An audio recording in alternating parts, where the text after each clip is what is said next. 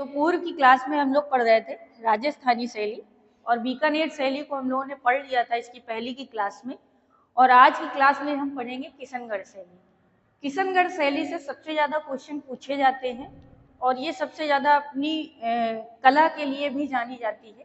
जो यहाँ से हमें चित्र प्राप्त हुए हैं उनकी विशेषता की वजह से भी हम इस शैली को बहुत अधिक जानते हैं। तो किशनगढ़ राज्य की स्थापना जो है, पहले तो आप राज्य की स्थापना पढ़ेंगे। तो किशनगढ़ राज्य की स्थापना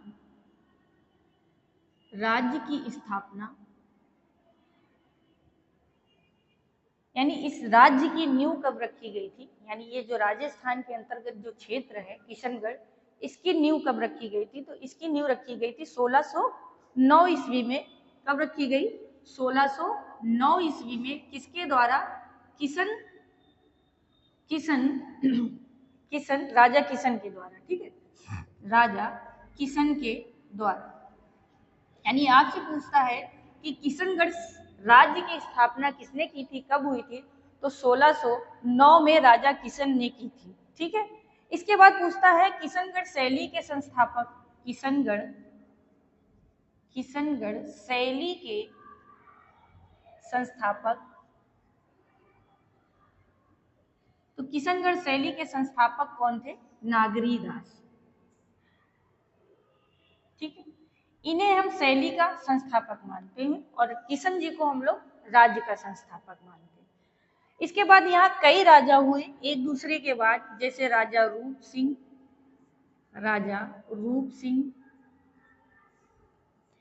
बहुत ज्यादा थ्योरी नहीं है लेकिन फिर भी आपको पढ़नी नहीं है, पेपर की दृष्टि से ये सब सॉर्ट किया गया है, नहीं एक के बाद एक पढ़ाया जाता। तो राजा रूप सिंह, राजा मान सिंह, ठीक है, ये एक के बाद एक राजा हुए। इनके बाद राजा राज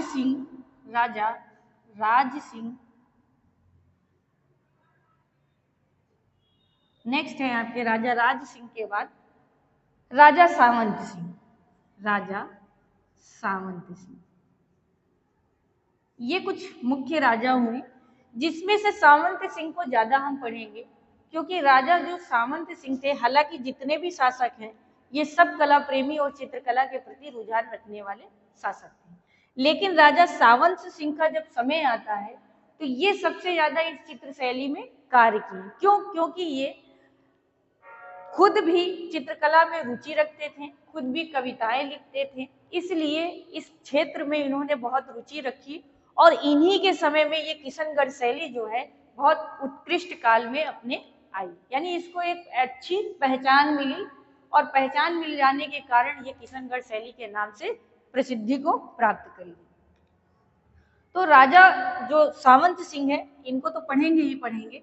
अब इनके बाद हम एक छोटा सा वाकया देखते हैं, राजा राज सिंह।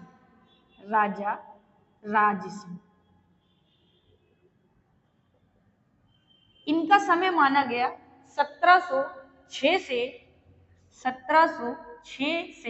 6 ईस्वी से। कब तक रहा? तो 1706 से 1748 तक इन्होंने शासन किया। ये इनका शासन का समय था। इनके समय में ये एक कला प्रेमी और चित्रकार शासक के रूप में जाने गए। यानी ये कैसे जाने गए? ये कला प्रेमी चित्रकार शासक के रूप में जाने गए और इन्हीं के समय में लगभग 33 ग्रंथों की रचना। क्वेश्चन बस इतना है कि किस शासक के समय में सबसे अधिक ग्रंथ लिखे गए?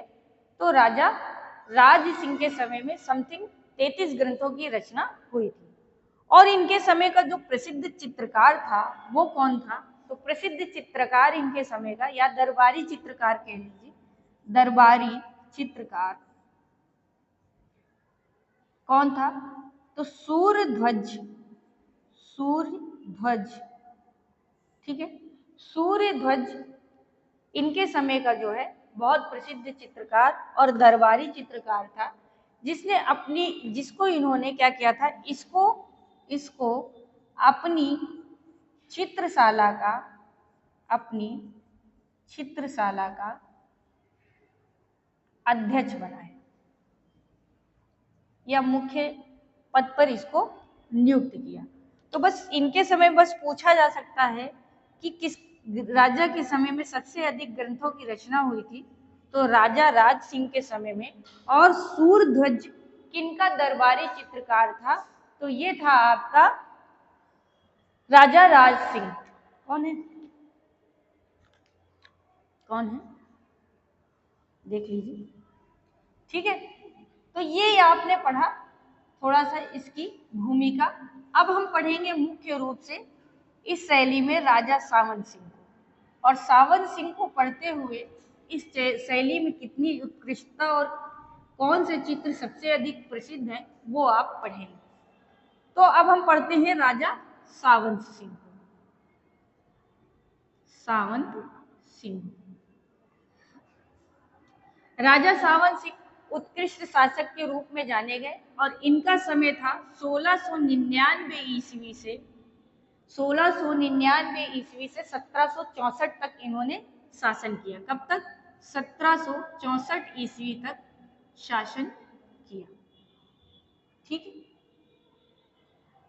ये इनका समय था। अब आपसे पूछ ले राजा सावंत सिंह का समय क्या है? 1699 से 64 तक इन्होंने शासन किया। इसके बाद ये कला मर्मज्ञ, यानी किस रूप में? कवि, कला मर्मज्ञ, कला मर्मज्ञ। ठीक है, यानी किस किस रूप में जाने गए? तो कवि, कला मर्मज्ञ और कलाकार के रूप में जाने गए। कलाकार के रूप में जाने गए। ठीक है, तो ये इनकी थोड़ी सी प्रसिद्धि थी कि ये स्वयं ही एक कवि और कलाकार और चित्रकला के प्रति रुझान रखते थे। इसीलिए इस शैली में सबसे श्रेष्ठ काम इनके समय में हुआ और चित्रकला के प्रति इनका एक प्रेम था, रुझान था, तो इस शैली को ये बहुत ऊपर तक ले गए। ठीक है, इसके बाद किशनगढ़ शैली को कहा जाता है कि राजा सावंत सिंह के समय में, यानी इन्हीं के समय में किशनगढ़ शैली का चरमोत्कर्ष काल माना जाता है।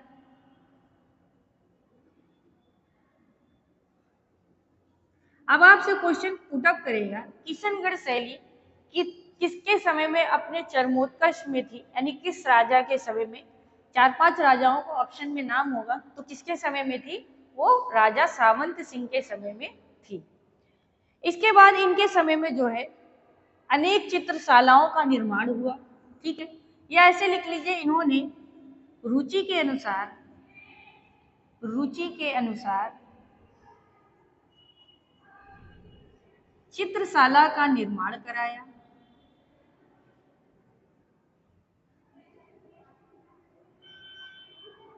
चित्रशाला इसलिए कहा गया जहां पर चित्रकार काम करते हैं वहां पर चित्रकारी का कार्य होता है, उसी को हम लोग चित्रशाला कहते हैं। आजकल आर्ट गैलरी भी लोग कहते हैं। ठीक है, तो चित्रशाला का निर्माण करवाया। इसके बाद इन्होंने कुछ ग्रंथ लिए, जो ग्रंथ इनके समय में अधिक विषय लिया गया, विषय ग्रंथ है ना। किन ग्रंथों को विषय बनाकर चित्रण होता था? तो जैसे रसिक प्रिया, ठीक है, रसिक रत्नावली,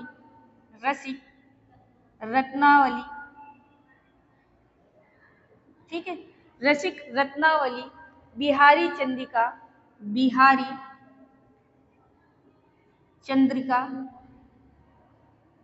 ठीक है, बिहारी चंद्रिका, और एक है आपकी मनोरथ मंजरी।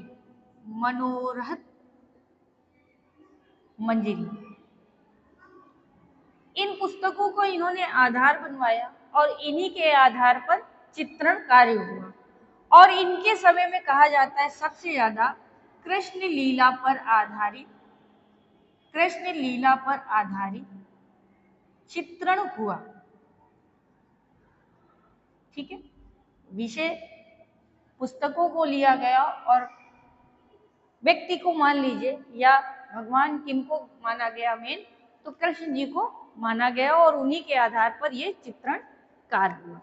इसके बाद इनके समय में जो आश्रित चित्रकार थे या सबसे सर्वश्रेष्ठ चित्रकार को पहले पढ़ लीजिए आप, उसी को पढ़ते हुए इनकी आप एक उपनाम को भी पढ़ेंगे, ठीक है। तो राजा सावन सिंह के दरबार में जो इनका सबसे प्रिय और सबसे उत्कृष्ट चित्रकार जो था वो कौन था, तो वो था आपका मोरोध्वज निहाल चंद्र। मोरध्वज निहाल चंद्र। ये क्या है, ये इनके समय का सबसे उत्कृष्ट चित्रकार था और हम लोग इनको बहुत अच्छे से जानते हैं। अक्सर क्वेश्चन पूछा जाता है कि निहाल चंद्र का किस शैली से संबंध था, तो आपका किशनगढ़ शैली से था। किस शासक के शासन काल में निहाल चंद्र जो है चित्रकार के रूप में कार्य किया, तो राजा सावन सिंह के समय। तो 2 क्वेश्चन तो आपको यहीं मिल गए। इसके बाद जो निहाल चंद्र थे, इन्होंने राजा सावन सिंह के समय में ही बनी ठनी, जो बहुत पूछी जाती है, बनी ठनी नामक चित्र का चित्रण किया, ठीक है। क्वेश्चन अब आपसे पूछा जाता है बनी ठनी के चित्रकार कौन है, तो कौन है, वो है आपके निहाल चंद्र। फिर पूछता है बनी ठनी चित्र का संबंध किस राजा से है, तो वह आपका है राजा सावंत सिंह के से संबंध है। अब इसकी थोड़ी सी घटना ये है, जो राजा सावन सिंह ने ये बनी ठनी बनवाई थी, तो ये जो बनी ठनी है राजा सावन सिंह की पासवान थी। कौन थी, राजा सावंत सिंह की पासवान थी, ठीक है। और उसी का इन्होंने क्या किया था, बहुत सुंदर चित्रण बनवाया, ठीक है। और ये किस पर आधारित थी, इसे माना जाता था कि ये राधा का रूप है। किसका, राधा का रूप मानकर इसका चित्रण करवाया या चित्रण किया गया, ऐसा लिख सकते हैं, ठीक है। अब आपसे पूछ ले किस रूप को मानकर, तो राधा जी का रूप मानकर इसका चित्रण किया गया, ठीक है। जिसके आधार पर अब जब ये चित्रण करवाया, तो जब चित्रण करा लिया इस चित्र का, तो राजा सावंत सिंह स्वयं जो है अपने आप को उपनाम दे दिए। क्या नाम दे दिए, नागरीदास, यानी यहीं पे अपने आप को उपनाम दे दिया। तो रूप मानकर इसका जो है चित्रण कराया और नाम रख दिया था इन्होंने, क्या नाम रखा था, नागरी। यानी किसने नाम रखा था, राजा सावन सिंह ने राधा के इस रूप का, यानी बनी ठनी के राधा इस रूप को नागरी रूप नाम दे दिया ऐसा। और उसके बाद ये स्वयं को इस नाम से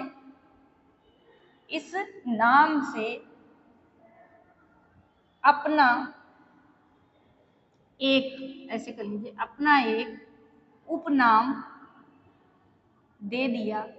क्या दिया, नागरीदास। क्या दिया, नागरीदास। अब आपसे क्वेश्चन पूछा जा सकता है कि नागरीदास किसका उपनाम है या सावंत सिंह का उपनाम क्या था, तो इन्होंने स्वयं को उपनाम दे दिया था। क्या दे दिया था, नागरीदास, ठीक है। और ये नागरीदास से कविताएं भी करने लगे थे। इसी उपनाम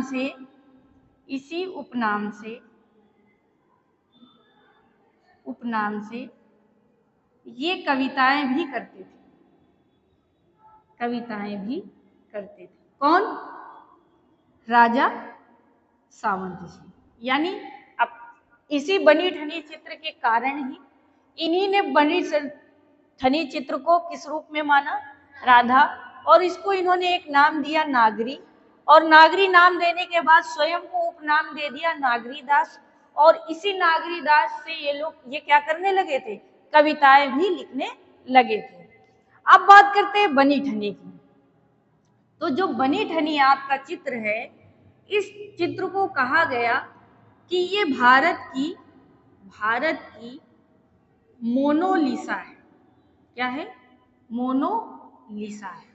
अब आपसे क्वेश्चन पूछे भारत की मोनालिसा किसे कहा गया है, तो बनी ठनी को हम भारत की मोनालिसा कहते हैं। क्यों कहते हैं? क्योंकि इस बनी ठनी चित्र की तुलना यूरोपियन कलाकार लियोनार्डो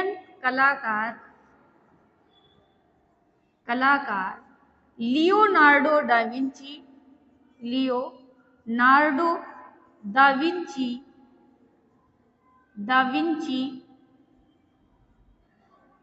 विंची के चित्र या पेंटिंग या पोर्ट्रेट, कुछ भी कहिए, मोनालिसा से तुलना की गई। इसलिए हम भारत की बनी ठनी को मोनालिसा कहते हैं। ठीक है। अब आपसे पूछ ले किससे तुलना की गई थी, तो यूरोपियन कलाकार लियोनार्डो डा विंची की पोर्ट्रेट या पेंटिंग मोनालिसा से हमने भारत की बनी ठनी की तुलना की गई है। इसीलिए हम बनी ठनी को क्या कहते हैं? भारत की मोनालिसा कहते हैं। और ये यूरोपियन मोनालिसा है जिसकी रचना लियोनार्डो दा विंची ने की थी। ठीक है।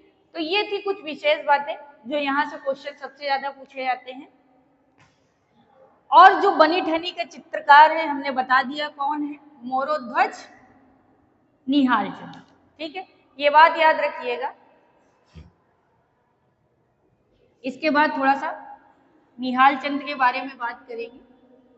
ये तो इनकी प्रसिद्धि का कार्य था जिससे बहुत क्वेश्चन पूछे जाते हैं। अब मोरोध्वज ने नागर समुच्चय, किससे? नागर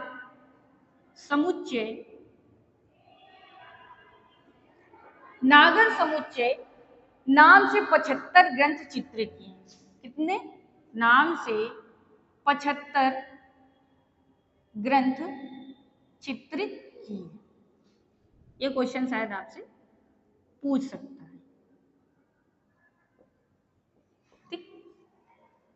इसके बाद अब यहाँ का एक प्रसिद्ध चित्र है, कुछ चित्र की बात कर लेते हैं इन्हीं के शासन काल में। चित्र क्या है? रूपमणि हरण। पूछा जाता है रूपमणि हरण चित्र का संबंध किस शैली से है, तो किशनगढ़ शैली से है। ठीक है। इसके बाद नेक्स्ट, राजा सावंत सिंह ने बनी ठनी कृष्ण और राधा के रूप में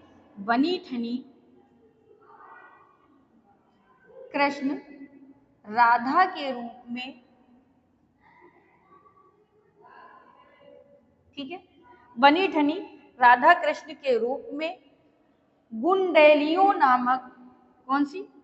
गुंडेलियो नामक झील, ये झील का नाम है। ठीक। झील में नौका विहार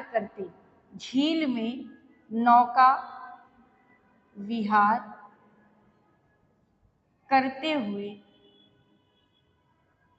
ऐसा दृश्य भी चित्रित कराया है, या ये चित्र भी किशनगढ़ शैली से प्राप्त होता है। ठीक है। आपसे केवल इतना लिख के आ सकता है, गुंडेलिया नामक झील नौका विहार करते हुए चित्र का संबंध किस शैली से है, ऐसे पूछेगा। राजा सावंत सिंह लिख के नहीं पूछेगा, नहीं तो आप आंसर तुरंत टिक कर देंगे। तो क्वेश्चन बस इतने से ही पुटअप करके बनाता है। ठीक है, कि इस चित्र का संबंध किस शैली से है, तो याद रखिएगा किशनगढ़ शैली से इसका संबंध है।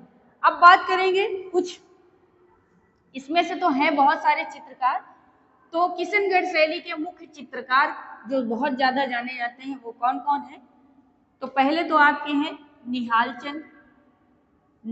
चंद, जिनका पूरा नाम अभी हमने बताया, मोरोध्वज निहाल चंद। ठीक है। दूसरे हैं आपके भवानी दास। ठीक है। तीसरे हैं सूरत राम। तो ये मुख्य रूप से 3 चित्रकार ज्यादा पूछे जाते हैं, जिसमें से निहाल चंद सबसे ज्यादा उत्कृष्ट चित्रकार के रूप में जाने गए। इसके बाद बात करते हैं इस शैली की कुछ विशेषताएं।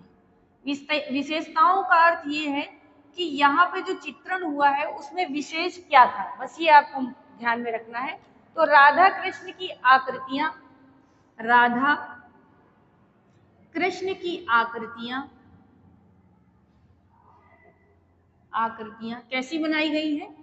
तीक्ष्ण कटावदार। ठीक है, पूछ लेता है कैसी बनी है, तो तीक्ष्ण कटावदार बनी है।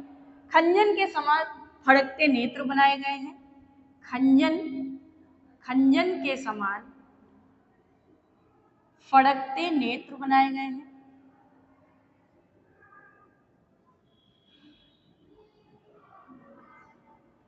खंजन एक चिड़िया है, उसके नेत्र देखिएगा, उसी से इसकी तुलना की गई।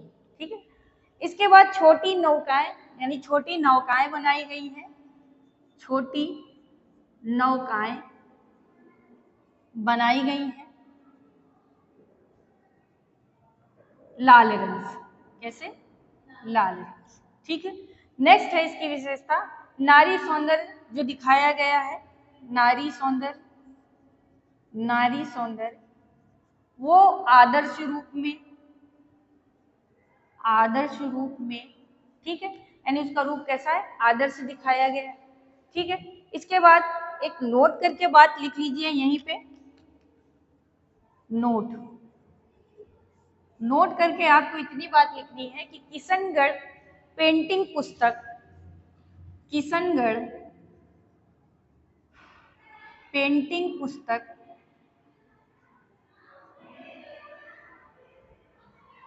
के लेखक कौन है या किसने लिखी है? तो ई डिक्सन ने लिखी है। किसने लिखी है? ई डिकिंसन ने लिखी है। ठीक, ये इनके लेखक हैं। ये क्वेश्चन आपसे पूछ सकता था कि किशनगढ़ पेंटिंग के लेखक कौन है, तो ई डिकिंसन है। और ये थी आपकी किशनगढ़ शैली, और पेपर से संबंधित जितनी भी चीजें पूछी जा सकती थी वो आज यहीं पे समाप्त की गई। और आगे तो थोड़ी बड़ी जो शैली है अब हम पढ़ेंगे उसमें बूंदी शैली को। तो आज की क्लास के लिए इतना ही। लाइक शेयर करते हैं।